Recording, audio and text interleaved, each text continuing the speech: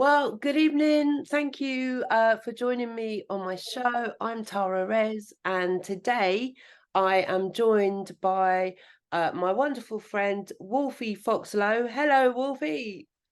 Hello, Tara. How the devil are you?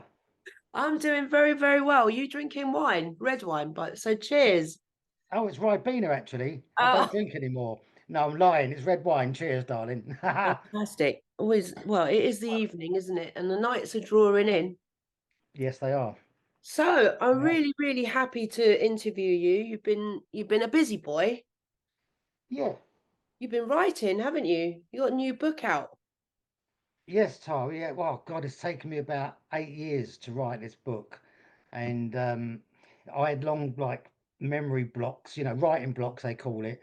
Yeah. And the writing block might have lasted about a year. And I thought, I'll sod this. So eventually I got back to it and I really knuckled down. And it's a lot of research. It's very hard work, and it's a lot bigger than I expected. The book is 145,000 words or something. Wow. Um, You only and need I did, yeah, 52,000 words for a book, don't you? yeah. Well, most novels are about between 30 and 50,000, but this is my life story. So, Oh, I wanted to cram it all in because you only get one life, and it's all going in that book. You know what I mean? oh, well, So, look, I'm looking forward to you reading some of it for us. mm, So yeah, I'm just going to play a song to start with, and I'm yep, going to play Joy Division because I haven't played them for a little while, and mm, Leaders of Men. great band.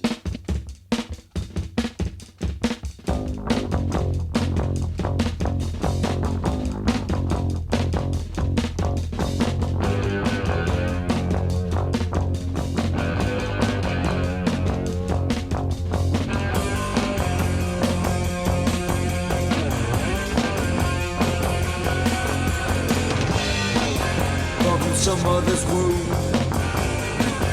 just like any other room. Made a promise for a new life, made a victim out of your life.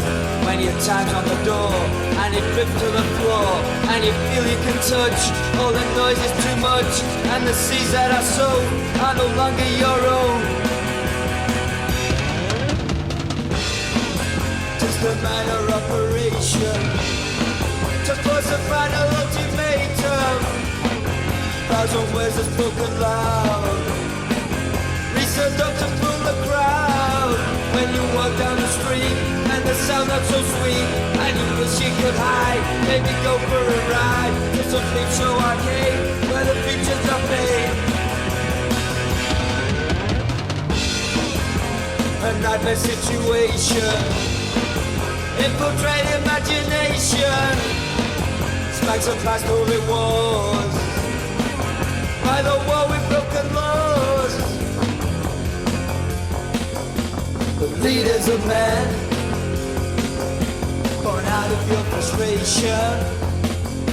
The leaders of men, just a strange infatuation. The leaders of men made a promise for a new life.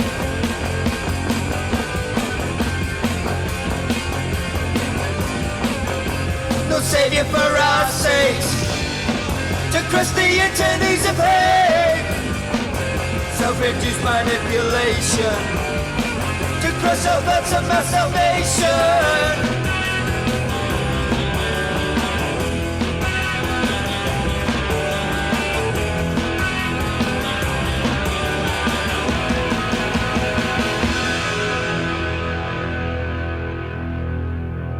Brilliant. That was Joy Division and Leaders of Men. I played that because I haven't heard that tune for a little while. So, yeah, so welcome to the show, Wolfie. Thank Would you. you mind telling everyone a little bit about yourself? Because you've been an actor for a long time and, you've got a lot to say. So just introduce yourself to everyone. Yeah, okay. Yeah, I'm Wolfy Foxlow.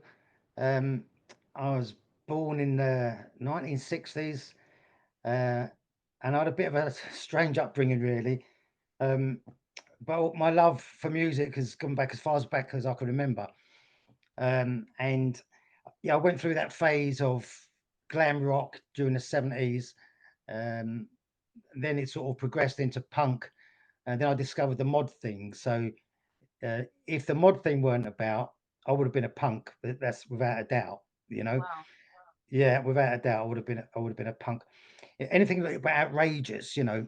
So yeah, I had a bit of troubled child. I went through the care system or whatever during the Mm. 1970s. The old man was a bit of a philanderer. And there was a messy divorce when I was a youngster, and I put him to care. I went off the rails a little bit, rebelled, like most teenagers do anyway. Even with a good upbringing, you know, they still rebel. But I Yeah. just rebelled that little bit further, you know, and it got me into all sorts of trouble. But nothing too dodgy, just normal kid stuff, really. You know, nicking fags from a local sweet shop, that sort of thing. And it sort of progressed from there. But I was lucky. I was one of the lucky ones. I got out and made my own way in life. I left home at 13 and I ain't been back since. So Wow. I think my dinner's probably cold by now. Do you know what I mean? Yeah. But So the, did you leave home at 13? Or how old were you when you went into care?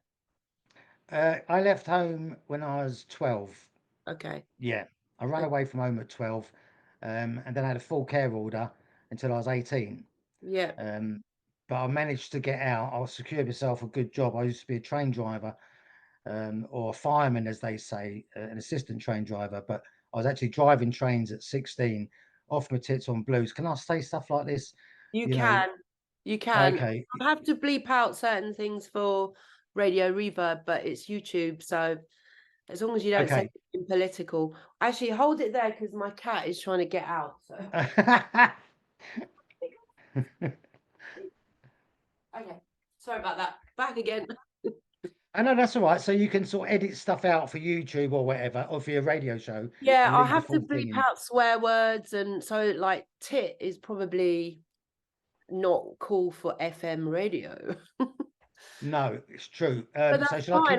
this? I'm happy bleeping stuff out. You know, we have to be real. And the beautiful thing is, this goes out on Radio Reverb. It's a community station in Brighton, and Brighton is a very liberating environment. Do you know what I mean? Yeah, It supports a lot of the good stuff, and they've got the Green Party in power down there, and so you know they're yeah. like us down there. We fit down there, so it's all good. Okay, that's great. And plus, the bleeps make it even more funnier, don't it? It's- Really, you know, I think so. Anyway, yeah, I love you the know, blips. I love the bleeps. Fuck me. Oh, there's another one that just dropped there. But yeah, so yeah, so I went to the care system and got become a train driver. Yeah, so I was off with tits on drugs, really. You know, pills to keep me up driving trains at night time. I was Yeah, 16. You know, and the driver who is supposed to be in control of the train, you know, with like 1,000 passengers on board doing like 100 mile an hour, he was drunk. You know, so we're talking wow. 1981. He was drunk or asleep, and I had a bit of controls of the train. It was ridiculous what he got away with back in the early 80s. You know, Yeah. um, Can you so imagine a 16-year-old driving a train now? oh, it wouldn't happen. It It just just would simply not wouldn't. happen.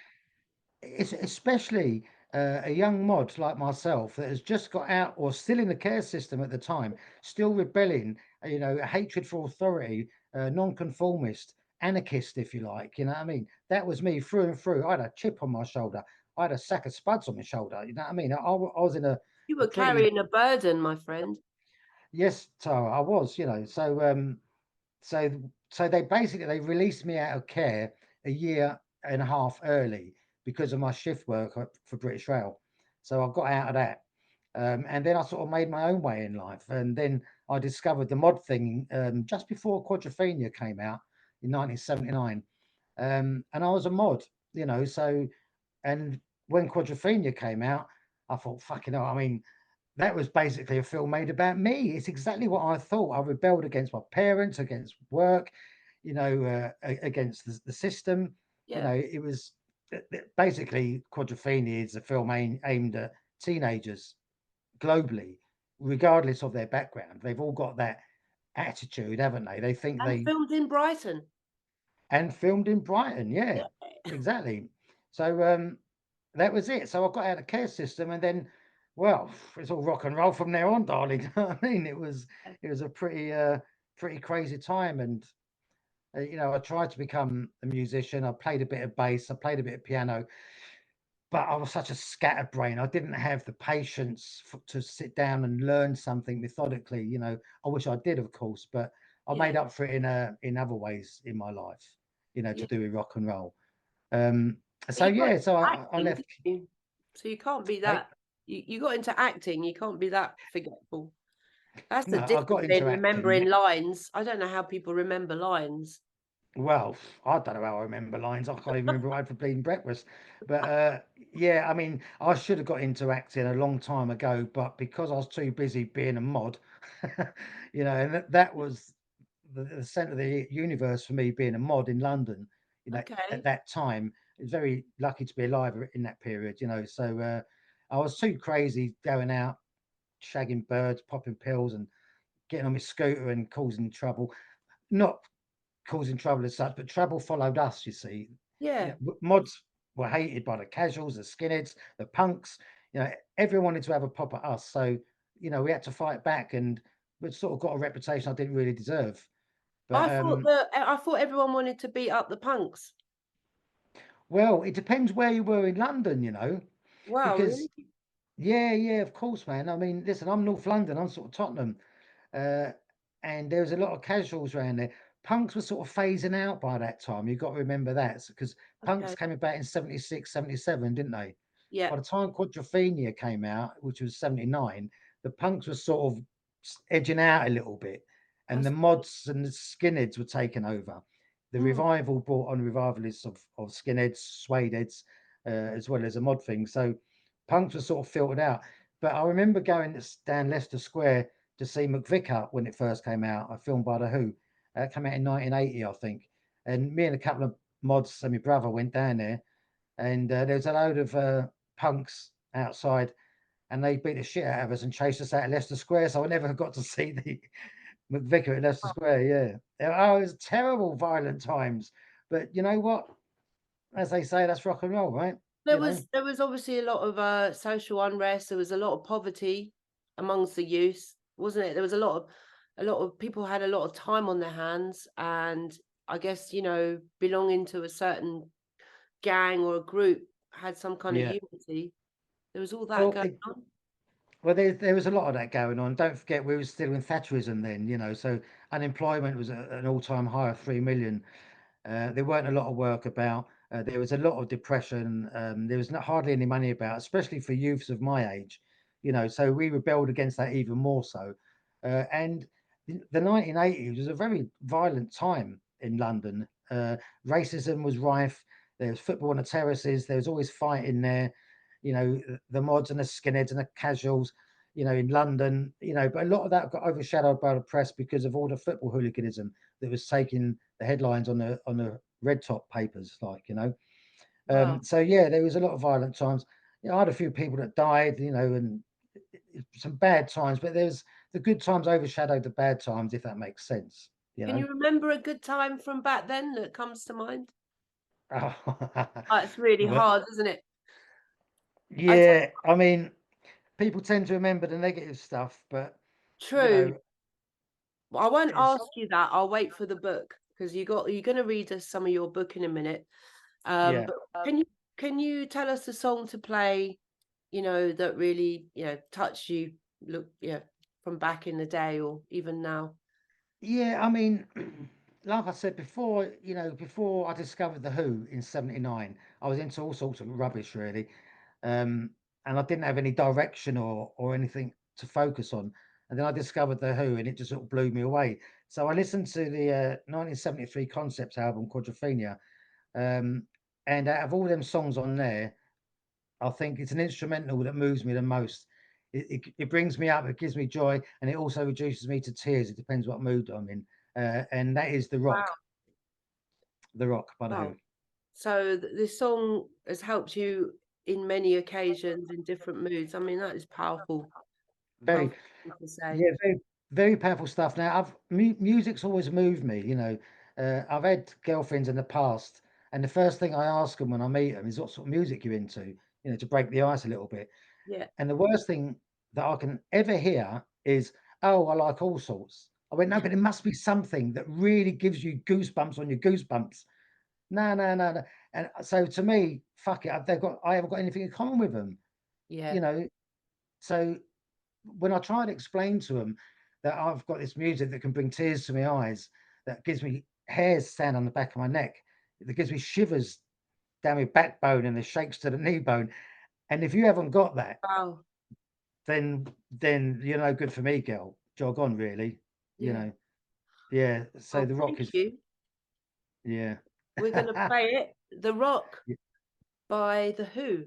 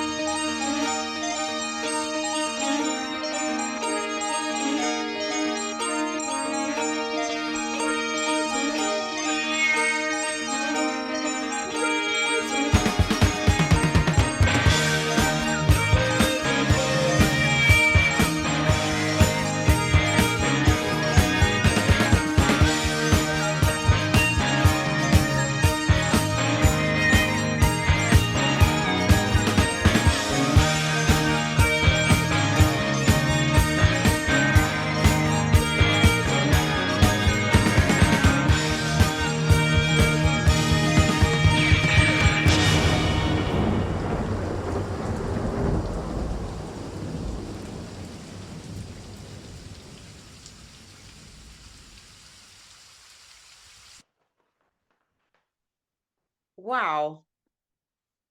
Hmm. Yeah, that was beautiful. I got Isn't it lost in amazing? that myself. It's amazing, isn't it? Yeah, really, really good. What were you saying about the rain? Yeah. So when that was recorded, Pete Townsend actually went down to Brighton with his dad and was walking along Brighton Beach while it was raining and recorded the actual sound of the rain and the sea, the waves crashing in. So this is all genuine sounds. So when you hear it on headphones, it sort of takes you to that place, you know. So none of it was plastic, none of it was synthesized. It's all real sounds. And I think that intro sort of takes you into that place straight away, and the rest just flows so beautifully, you know. So they knew Pete Townsend knew exactly what he was doing. It's an amazing recording. Yeah. Yeah, so I mean, he basically wrote most of the stuff, didn't he? He wrote all of it, all of Yeah, it. I mean, without Pete Townsend, the Who wouldn't exist. You yeah, know, I mean, Roger's a great front man, but if he hasn't got the poetry to put to music, then they're nothing, are they? yeah, You know? exactly. Yeah, Wow, what a Y- band. yeah, absolutely.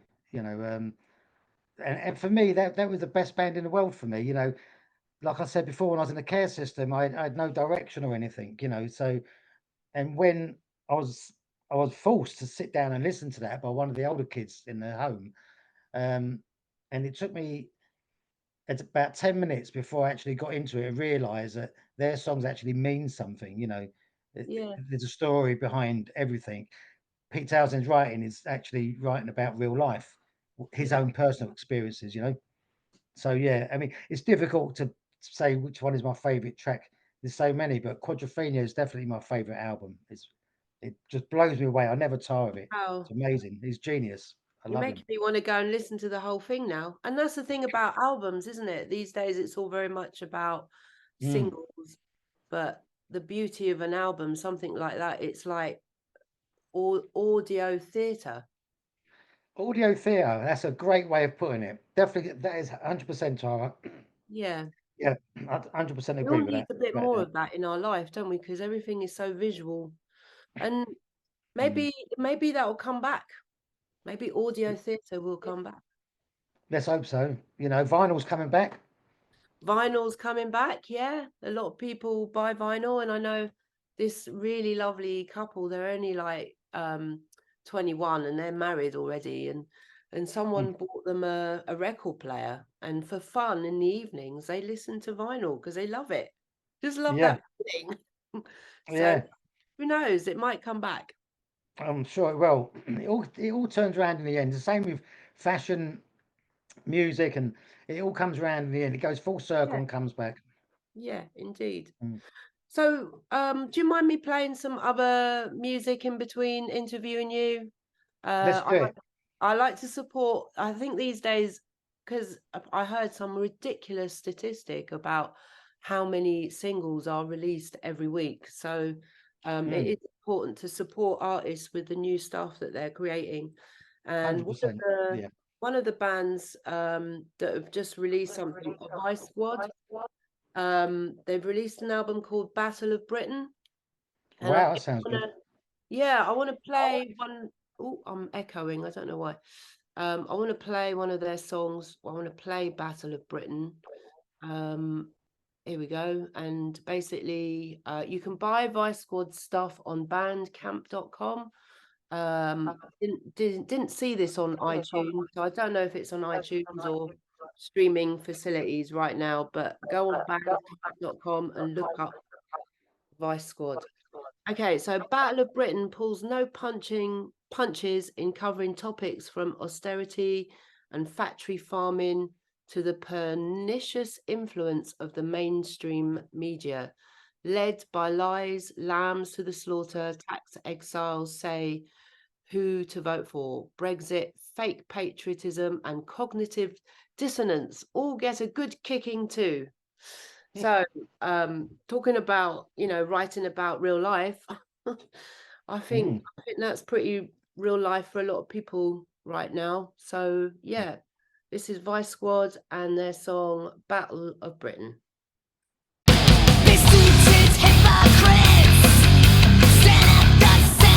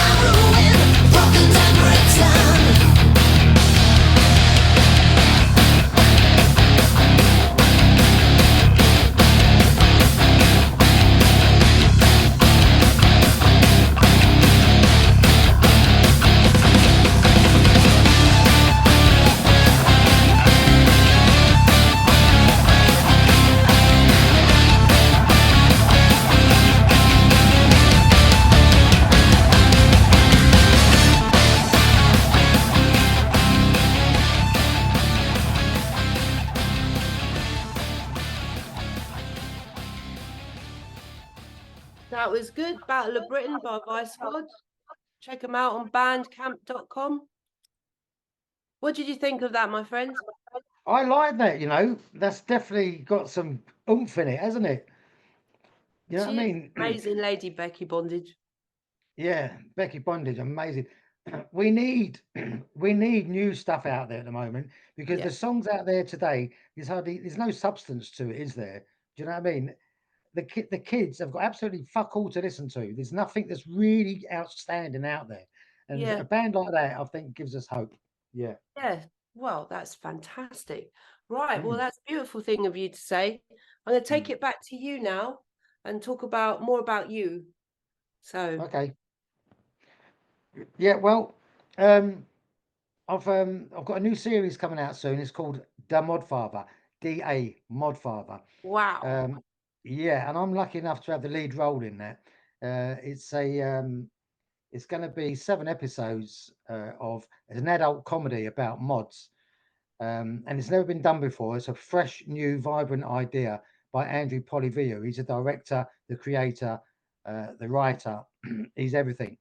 That He's sounds all the films exciting. that I've done. This is the best one I've ever worked with. The director, he's absolutely amazing. So we've just finished the pilot film, and hopefully it's going to be out on Netflix this year or Amazon Prime, depends on the investors and whatever. But yeah, Yeah. really looking forward to that. And I've watched, almost finished watching the full pilot film, and I have tears rolling down my face. I mean, I know what's coming next because I was acting it out, but the thing is, I still find it hilarious. It's a Yeah. whole new twist on the mod thing. It's 21st century comedy, so never been Wow. done before. Is this a place where I can find the Modfather? 1 in a million, 1 in a million, 1 in a million. I'm very desperate.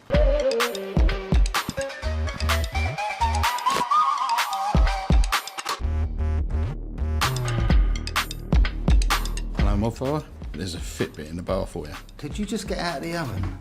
Because you are smoking hot, baby. You are the father of one of my kids. I'm your son's teacher.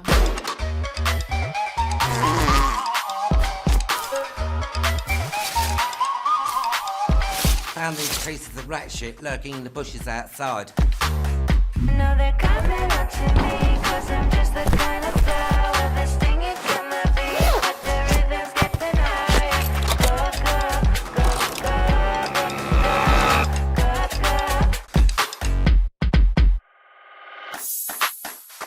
go. I'm here to take that with me. Who's your girlfriend? Enjoy your trip to hell. The only way I'm leaving is if you put a bullet in there. Not snot coming down your nose. Look at you.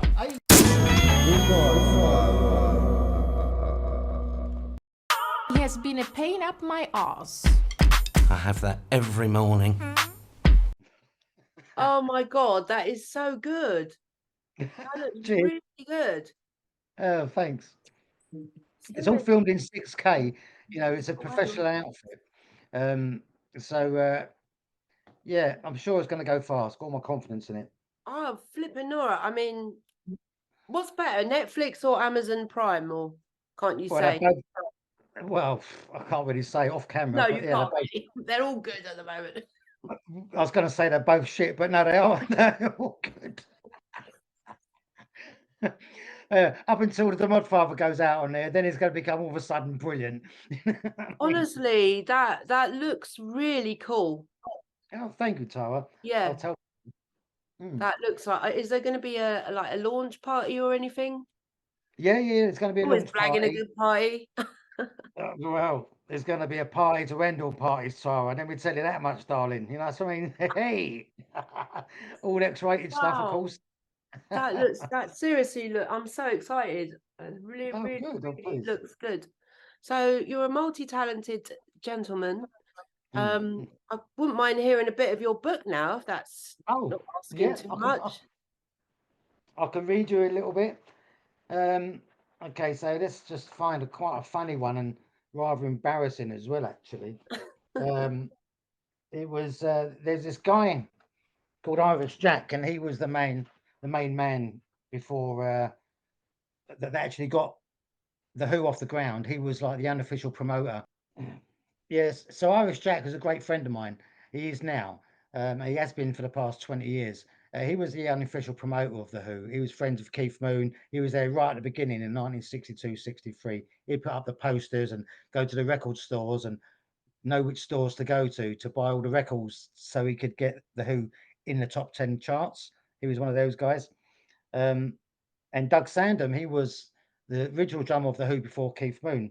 Now, Doug's wife, Lily, had recently died, and Jack was under the impression that Doug didn't have enough money to bury his wife or to give her a decent headstone. And this is what he told me. So I made a note of it. So I'll just read you a little part from that book.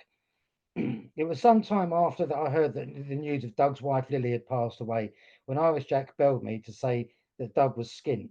He might need a few quid to buy a nice headstone for Lily.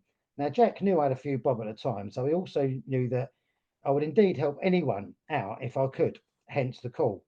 I explained to Jack that I've only met Doug Sandon once and don't really know him and would find it very difficult to approach him on such a delicate matter. So Jack said, just offer to buy his drum kit, and when he's flush, he can buy it back off you. Just don't tell him that I told you to do it. I thought, bollocks to this. So I gave it some thought and I'd had to go along and do it. I plucked up the courage to make this extremely awkward phone call, and it went like this. Me. Hello, is that you, Doug? Yeah? Who's this? Well, it's Wolfy. You don't know me, but we have met once. Right, sorry, who are you? Wolfy. What do you want? Oh, I was just wondering if you wanted to sell your drum kit. No, I don't. It's not for sale. Are you in a band? No, Doug. Oh, but you play the drums? No, I don't. So you want to learn how to play the drums? No. So why the fuck do you want to buy my drum kit then? Now I'm really stressed and my toes are curling up and I'm thinking, fuck you, Jack. Wolfie, me. Well, I thought I could buy it off you and give you the option of buying it back whenever you like. Is this a fucking wind up or what? No, Doug. He then interrupted me. Right, let's get this straight. You, a complete stranger, phones me, asks to buy my drum kit, which isn't for sale. You're not in a band. You can't play the drums. You have no interest in playing the drums. So why the fuck do you want to buy my drum kit and then sell back to me? Are you right in the bleeding head? So now I just wanted to die. I had to come clean and go against Jack's wishes and inform Doug that he had in fact put me up for it. Doug, does Jack think I'm on my uppers? If so, tell him that I fucking ain't. That was the worst phone call I ever had to make. And after that, of course, me and Doug became best friends. And every time I was in the pub getting drunk, he'd say to me, "Here, Wolfie, tell him that joke about the phone call, that awkward phone call." So, again, I had to recite it so many times. Yeah. So, yeah, wonderful It's little a story there. fantastic story. And even like thinking that, there was someone actually going out like promoting the Who in all the very basic DIY ways. You don't think that the Who started out like that. You just think they just had loads of money and they were just, got big that way. Yeah, well, see, this is the thing. I mean, if it wasn't for people like Jack and Doug Sandham, these two key members, right? Jack being the unofficial member, if it wasn't for them two people, the Who might not have ever made it. We didn't have mobile phones or Spotify or anything like that back then. Well, I say we, I wasn't even born back then, but so it was basically going to a printer's, getting a shitload of cheap posters made up, going out in the middle of the night and pasting them all up over the West End, going Wow. into record shops and and actually buying it. So that's how it was. That's how bands made their way in life, and that's how they became successful for people like Irish Jack. Yeah. Yeah. And so that was basically DIY. DIY. Yeah. Unbelievable. They didn't have what we've got today, so if that groundwork wasn't done in the first place, they might never have made it to the top. It's dedication, it's having belief and that passion in your soul and believing in a band and work that hard to get into somewhere. Yeah. I'm proper tingling listening to this story. This is absolutely fantastic. Thank you for that. for reading that. Okay, can we now hear another song that means a lot to you? Yes. I think Whispers by Jackie Wilson. Now, that's quite an early number. But the reason why that brings back so many memories and why I want to hear that is because when I was a young mod in the early 80s, there was a radio show, Capital Radio, London broadcaster, and Peter Young had a soul cellar every Friday. And he used to play these amazing songs. It was all dedicated to either Northern Soul, 60s Soul, but not only the music, he would also mention about where the next mod club would be, the next mod scooter rally. You know, he'd mention scooter clubs. People would write in for requests. I've got so many mentions in there because I'm writing loads of requests every week, you know. And so this was one of my requests, and it takes me back to a time that's that I hold dear to my heart. So Whispers, wonderful song. Yeah. Fantastic. Coming up.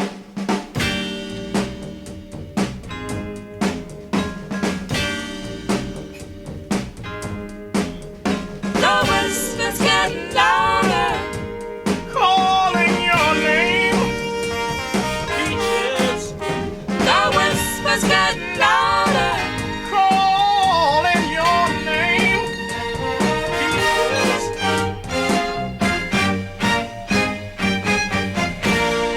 In my lonely, lonely room, there's nothing left but the past. Nothing but the our love used to be and why it didn't last. I think of how sweet all the love was. Yeah, baby. All the good times we had. Yeah, baby. You took me home 'cause I feel so all alone and I feel oh so sad. The whispers get louder, calling out your name. Whispers get louder, calling your name. Peaches, don't you hear it? Peaches, don't you hear it, little baby? Every time I think about you, I can hear you calling my name. Calling my name. And every time I'm all alone, those whispers, they come back again. Don't you hear it, Peaches? Don't you hear it, little baby? The whispers get louder. Whispers getting loud. The whispers get louder. Calling your name. The whispers get louder. Hear me, baby. The whispers get louder. Calling to you, Peaches. The whispers get louder. The whispers get louder.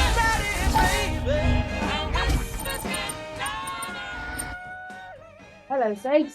Hello. Did you like that one? Well, I haven't really been. I've been in the other room, but I thought, what's going on? I came to the top of your wine up, and I thought, I know that sounds like, is that Levi Stubbs or is that Jackie Wilson? But I don't know. I've not ever heard it before. But Really, Jackie Wilson, yeah. yeah. So I got it. But at the beginning, it sounds like yeah, beautiful. Yeah, lovely song. It's a beautiful song, that isn't it? Yeah, great.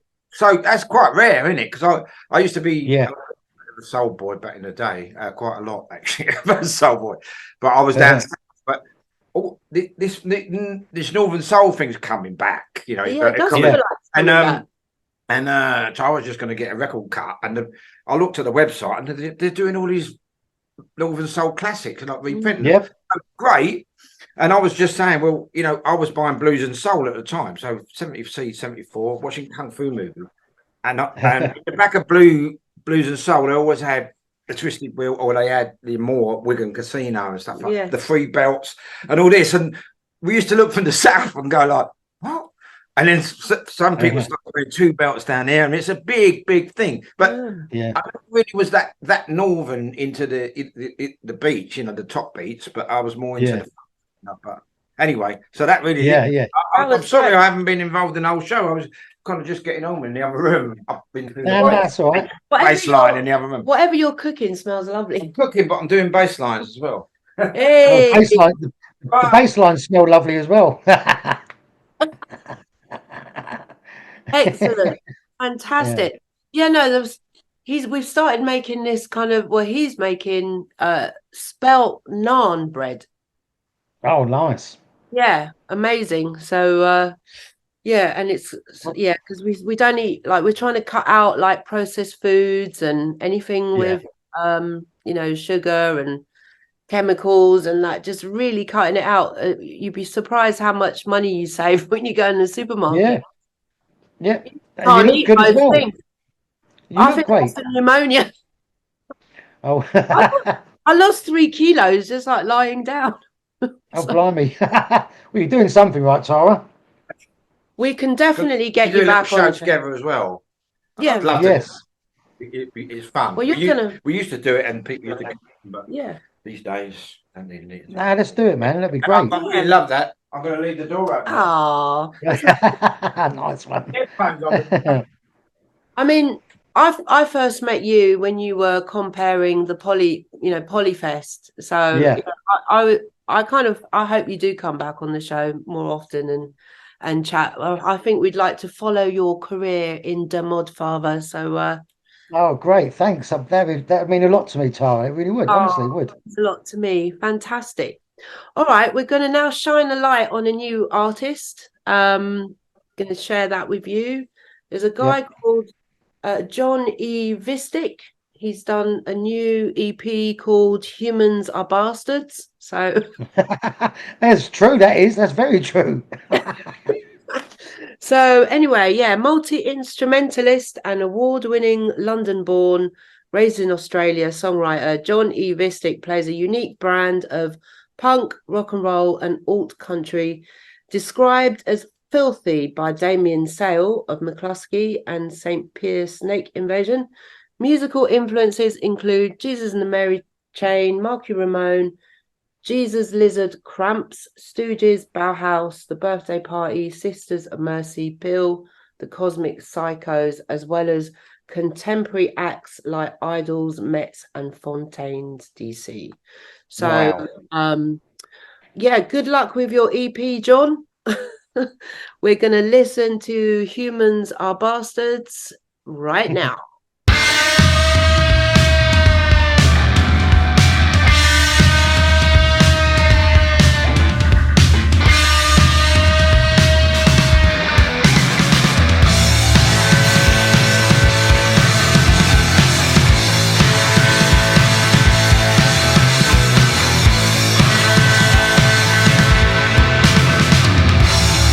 Humans are bastards. We'll rely on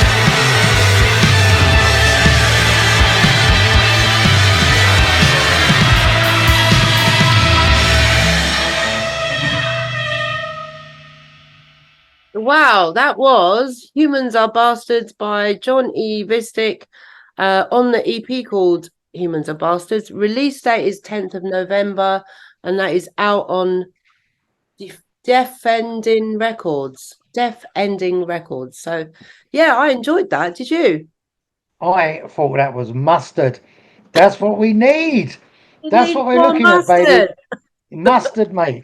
Good old English mustard. Strong punch Yeah. to it. Exactly. But I've got my work cut out for me now because I think bastards is a rude word, isn't it, on FM radio? I think so. I mean, so is bloody. So is everything. I mean, listen, you know, they It'd be even hilarious changed. when I bleep this. Once I bleeped it, I'll be able to use it. I'll play it loads till its release date to support it. Yeah. But I mean, listen, even stuff like the specials, you know, Too Much Too Young, Yeah. right? Do you know the very last lyric on that song is it's a generation gap, try wearing a cap. Yeah. They've taken out cap and turned it to tap. Did you know that? No. Why? Yeah, so keep the generation gap, try wearing a cap. I don't know, because it's contraception. I don't know. But try God. wearing a tap. It doesn't make any bloody sense. No, it doesn't. Try wearing You know, it. how are you going to put a tap up there? How's that going to stop the flow of sperm? I mean, encouraging wearing contraception is a positive thing. Well, I know. I don't understand why they've done it. I just want to confuse the youth. Well, I think they're confused enough, darling. Yeah. Jesus, man, it just don't make a blind bit of sense, you know. There's loads of songs they've done that too. There's a Green Day song that they've done, and it's ridiculous. I can't remember which one it is, but the simplest of words, like common terminology, you know, that's fine to us. Yeah. And they just take it out. Cap, there's nothing offensive about that, you know. So, you know, this is the trouble with today's industry, you know.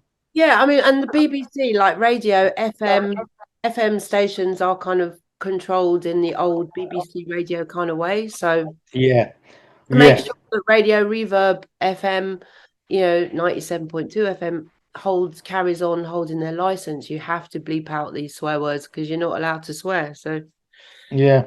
crazy. It's a bit It like is when crazy. John Lydon said shit. Oh God. Pfft. On I mean, shit. Yeah, I said it now. yeah. Yeah, but that Bill Grundy interview went a little bit further than just shit, didn't it? But that's gone down in rock and roll folklore, that is. That's just the best interview in the world. Definitely. I think when I saw John Lydon, because I had a very confused childhood, and when I saw that later on, repeated somewhere, I really, I felt him in my heart, something connected with him. Yeah. That's It's when such- Yeah, listen, I'm a massive fan of John Lydon. I mean, I love the Sex Pistols as well, but John Lydon in particular, because he's got a very good soul, he's got a very good art. Yeah. He does a lot for charities, children's charities especially. Really? Yeah, he does. He does so much for it, and he doesn't broadcast it as well, so which makes it even all the more poignant. You know what I'm saying? It makes So, it yeah, John Oh, Lydon, bless John. bless his heart. We love you. Yeah, we do love him, without a doubt. Okay, well, that's really beautiful. I've got to keep an eye on the time. I think we've got another 10 minutes. So what I'd really, really like is for you to do another reading, if that's all right. We've only had a chance Sure, darling. to have one reading, which is not One enough. reading. Quite frankly, my dear, it's not enough. Oh, this book's fucking massive. Look at the Okay, size of it. let's see Look. it. Let's show us the cover. Wow. And broken walls. Oh, that's Stroking walls. stroking walls. Stroking, yeah. Come and check this out. Very good. Oh, Okay. wow. Okay. I didn't know anything about this. Well, you do now. Well, I do now. You do now. Wow. Yes. I'll be on you, Darlington.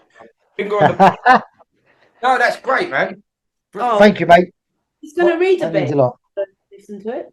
Am I? Yeah. Not you. Good, He's okay. going to. Right. Hang on. So I just had a spliff. So. Well, hey. I was talking about in the third person. Yeah. Now, I don't know. I've got one reading left, right? I can talk about a funny story when I was on a plane with Ross Kemp. You know, the actor Oh, Ross Kemp. Yeah. Which one's Ross? EastEnders. Oh, EastEnders. Okay, Or I can And tell a stand-up funny man. story about Roger Daltrey.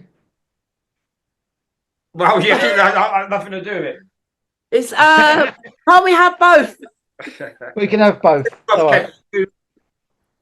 Yeah, do So- Ross Kemp's egg said. I love Do Spandau. what, Roger Daltrey? Do what, Roger? What's that? No, What did you No, say? Ross. Ross, whatever you want. Oh, Ross. Okay, Ross.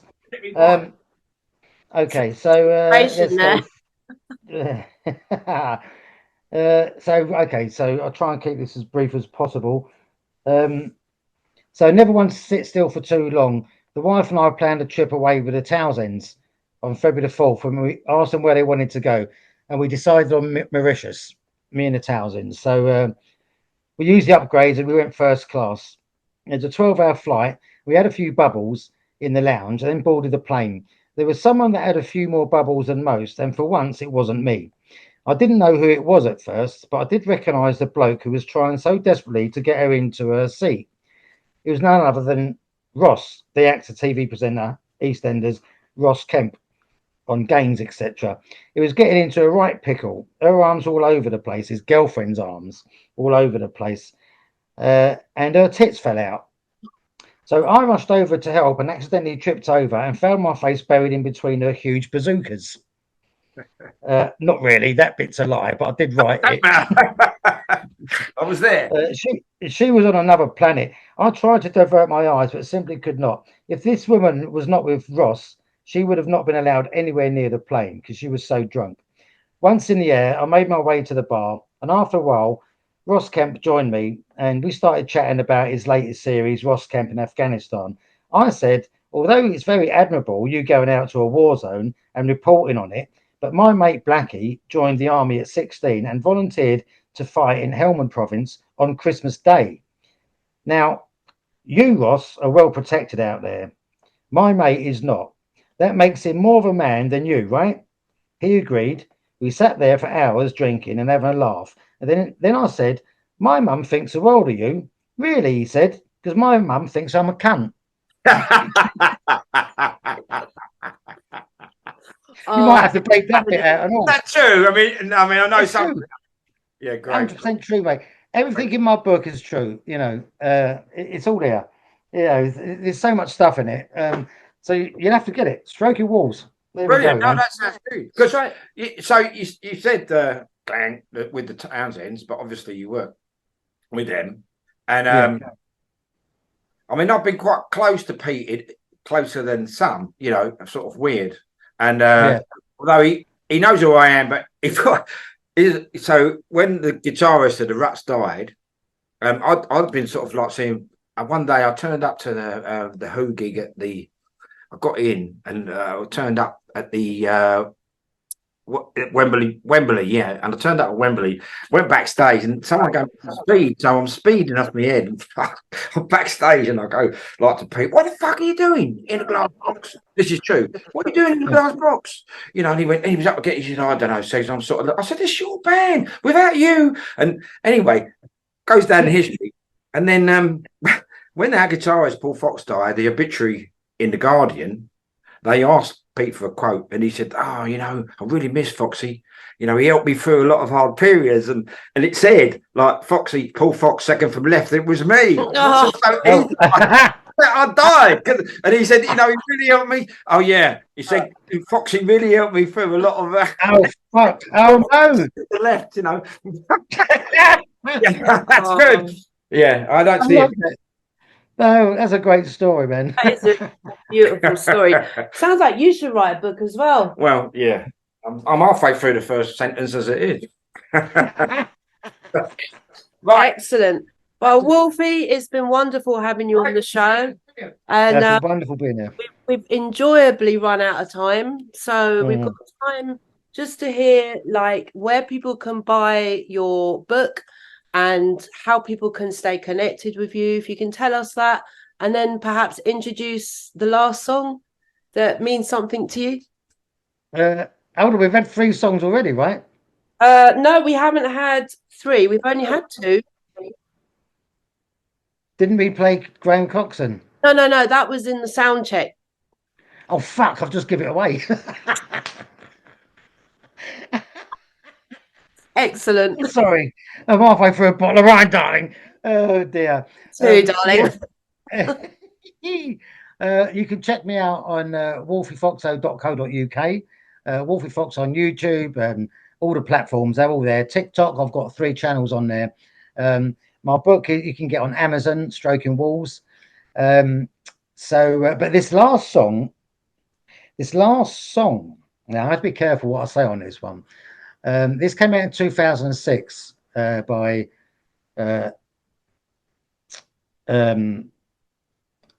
what's the name of the song again? Oh Jesus, I forgot. Flight to the Sea. Flight to the Sea by Graham Coxon. Off the album Love Travels at Illegal Speeds. Now, the reason why I chose this song, I know it's a little bit soppy. I'm not really a soppy geezer, but it's a little bit soppy. My friend. Because I was having an affair with someone, someone's very, very famous niece. Oh. Right? Yeah, which I'm not going to say here. No. And it could have gone really, really bad. But it didn't, so every relationship has got their own song between them, haven't they? So it's our one. Yeah, she was like a lot younger than me, and we were totally in love with each other, and it was impossible for it to work out. So this was our song. It was Flights to the Sea by Graham Coxon. Oh, that's so beautiful. I feel really It could have been a lot more beautiful, but then it could have turned really fucking ugly if they all found out. Oh. Yeah. So underage. Was it underage? No, she was 26. No, okay, good. I don't know. I didn't know what you were talking about there. No. What I mean is, she was 26 years younger than me. Okay. Right. Okay. That's kind of acceptable now. Well, but we were so in love with each other, and it wasn't that. It's the family that she was connected to. Okay, the politics. Right. Yeah, politics and all that. And this was our song, So that's a little bit soppy, but nevertheless, Graham Coxon. I think without him, again, without Pete Townsend, the Who would be nothing. I think Graham Coxon, without him, Blur would be nothing. So let's end it on that. Yeah. So here we go. Comes Flights to the Sea, Lovely Rain. 1, 2, 2.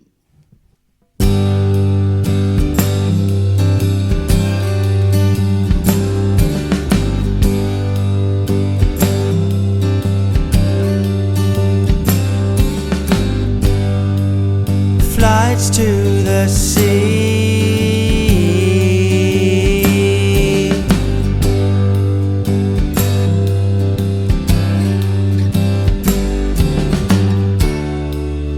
Forgetting you, forgetting me.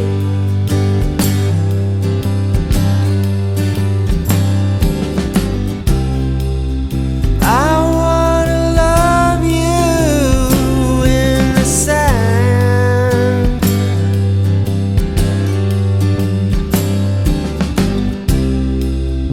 I won't let go of your hand.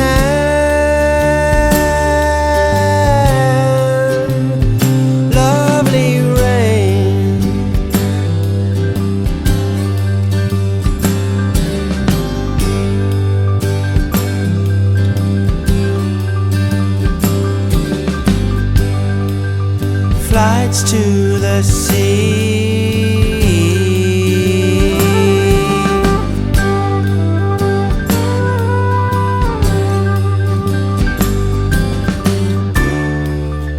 I loving you, you loving me.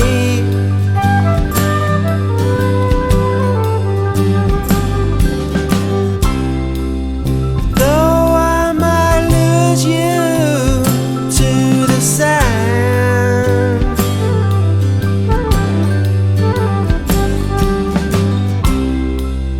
I won't let go of your hand.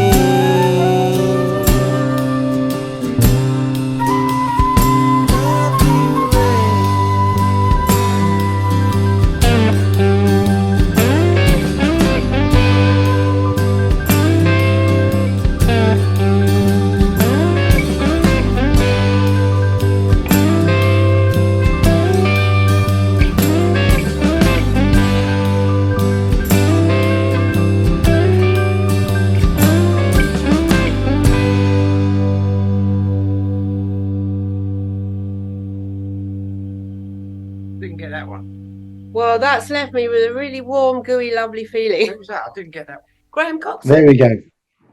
Yeah, and can we just clear this up, Tara? She was 23 and I was 46. All right. 23, 46. That's my number. What's my number? Yes, nice one. I like that. I never thought of it like that. That's brilliant. It's very difficult, but you know the thing, love knows no numbers. Yeah, exactly. You know, and it could have worked out, but It I was playing a dangerous game. It was a dangerous game. You know, I can't say on air. And sometimes, you know, when it's complicated, you just can't go any further. But the point is, use it. The memories is a beautiful vibe. It is absolutely. Thank you 100%. for sharing. Yeah, brilliant. Thank you. No, It's listen, so thanks for enjoyable. I'm stoned over That's this. wonderful. You're obviously a dude, mate. I mean, I don't know I don't know how you found him, but she's very good at that. But I don't know. I've never met you because I suppose. I thought you knew him. No, I mean, she said, "Oh, you know him," and I said, "Oh, I can't remember him." But not if you stayed with 9 years with that lot, you must have been like cool anyway, which you were. But I mean, yeah. Anyway, I'd love to meet you and do some. I'd love to meet you too, man. Not just this, but get drunk. Can't Cheers. wait again. Thank you for coming on the show, and see you later. This is the best interview I've ever done. It's the best one I've ever done. And I mean that. Best night in we've ever had.